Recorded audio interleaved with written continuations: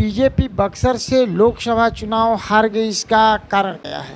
रमेश पाठक जी, आप बताइए। भारतीय जनता पार्टी बक्सर लोकसभा निर्वाचन क्षेत्र से चुनाव हार गई, इसका अत्यंत दुख है हमें, क्योंकि यह ऐसा सीट है, ऐसा भौगोलिक स्थिति है इस क्षेत्र का कि इससे भारतीय जनता पार्टी को चुनाव नहीं हारना चाहिए। चुनाव हारने में कई तरह की कमियां दिखाई दी।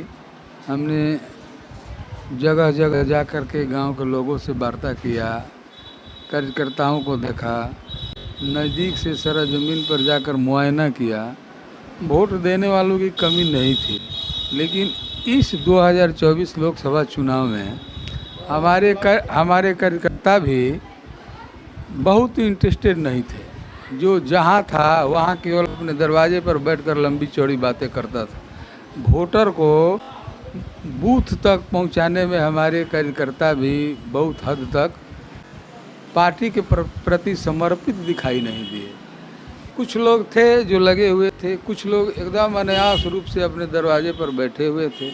पता नहीं सीटिंग अरेंजमेंट के लेकर लोगों में चर्चा थी। फिर भी लड़ते लड़ते बहुत कम मार्जिन से चुनाव हम लोग हार गए, जिसका हमें बहुत दुख है। और दुख का कारण में अगर कहा जाए तो जितने भी बूथ अध्यक्ष थे, जितने भी शक्ति केंद्र बनाए, सब फर्जी थे। बक्सर जिला में आप एक ब्राह्मण का चेहरा है, तो क्या ब्राह्मणों में इस बात का विरोध था क्या कि लोकल उम्मीदवार को यहाँ टिकट नहीं दिया गया? लोकल और बाहरी और भीतरी ये जो होता है चुनाव में हमेशा मुद्दा बना रहता है, हमेशा बना रहेगा भी। ये कोई मुद्दा नहीं है। हम सिंबल की लड़ाई हो रही है, पूरे देश में सिंबल लड़ता है, उसमें हमारे कार्यकर्ता कोई भारतीय ही न बनेगा, कोई उम्मीदवार भारतीय ही न बनेगा। कोई कहाँ से लड़ेगा नहीं लड़ेगा, ये लोकल स्तर पर कुछ दिन चर्चा चलती है, लेकिन सिंबल मिलने के बाद सच्चे रूप से अगर पार्टी का समर्पित कार्यकर्ता हो, पार्टी का समर्पित सिपाही हो, तो ये सब बातें बंद कर देनी चाहिए और सिंबल के पीछे लग जाना चाहिए। लेकिन कार्यकर्ताओं में उदासीनता ही बक्सर लोकसभा निर्वाचन क्षेत्र से हार का कारण बना, मुझे देखने को मिला है। जितने मंडल अध्यक्ष थे, मंडल अध्यक्ष को तो अपने मंडल में कितने बूथ हैं, कितने गांव हैं, ये भी पता नहीं था, और उसको मंडल अध्यक्ष बना दिया गया है। तो वैसे लोग पार्टी का काम क्या करेंगे? कितने हमारे पुराने जो भारतीय जनता पार्टी को खड़ा किए थे, वो सारे लोग निराश थे। सब लोगों को पार्टी की तरफ से कुछ तरजीह भी नहीं दिया गया। जिन्होंने अपने खून पसीना से पार्टी को खड़ा किया था, वैसे सभी लोग अपने अपने दरवाजे पर बैठे दिखाई दिए। अटल जी कहा करते थे कि 10 नए वर्कर हमारे पार्टी से छूट जाएं, निकल जाएं तो कोई दुख नहीं, लेकिन एक पुराना कार्यकर्ता अगर मेरे पार्टी से चला जाता है तो मेरा रीढ़ कमज़ोर हो जाता है। इस बात पर भारतीय जनता पार्टी के नेतृत्व को भी विचार करना चाहिए, और विचार करके वैसे लोगों को, जो लोग पार्टी के प्रति अपना खून पसीना दे करके पार्टी को खड़ा करने में अपना सारा समय लगाया है, वैसे लोगों को तरजीह मौका पर देनी चाहिए। क्या पार्टी में संगठन कमजोर हो गया है क्या? बक्सर बिल्कुल बक्सर जिला संगठन केवल कागज पर है। बक्सर जिला का जिला अध्यक्ष को अपने गांव में भी वोट दिलवाने की क्षमता नहीं है। हम डुमरांव ग्रामीण मंडल का अध्यक्ष बना है, हमारा एक भाई है छोटा, उसको पता नहीं है हमारे ग्रामीण मंडल में कितने गाँव हैं। नावानगर मंडल अध्यक्ष को कुछ पता नहीं है हमारे मंडल में कितने बूथ है, कितने गाँव हैं। सनबरसा मंडल के मंडल अध्यक्ष को ये पता नहीं था कि मेरे अंतर्गत कितने गांव आते हैं, कितने बूथ हैं।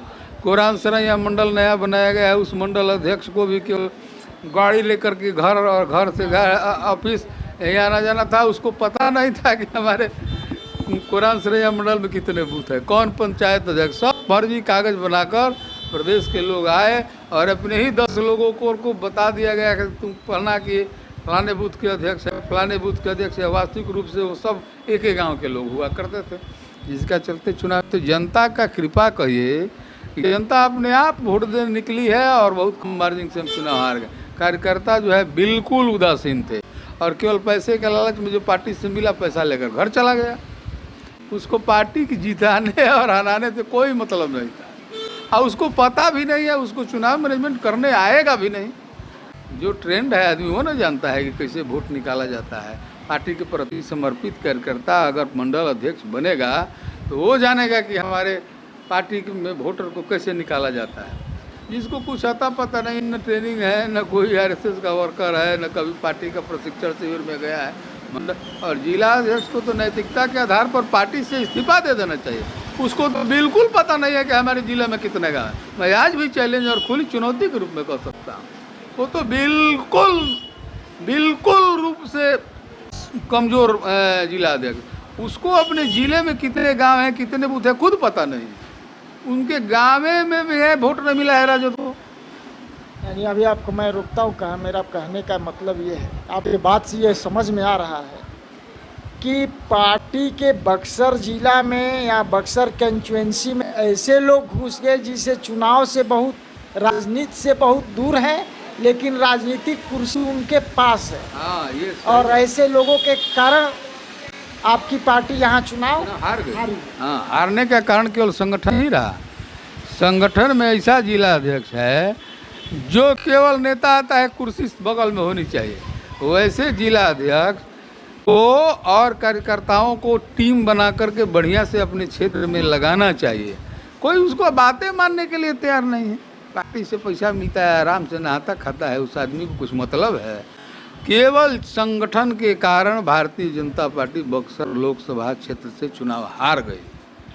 अगर संगठन हमारा काम किया रहता ईमानदारी से, तो बक्सर लोकसभा से भारतीय जनता पार्टी को नहीं हारना चाहिए, कभी भी नहीं हारना चाहिए।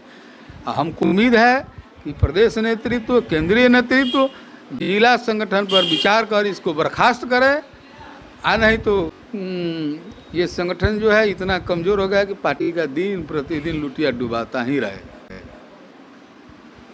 आइए, भाजपा के कार्यकर्ता रमेश पाठक जी, जो ये ब्राह्मण समाज के एक अच्छे चेहरा भी हैं राजनीति में, इनसे हमारी बात हुई। इनसे जानकारी ये हासिल हुई कि बक्सर में बीजेपी का चुनाव हारने का कारण है संगठन।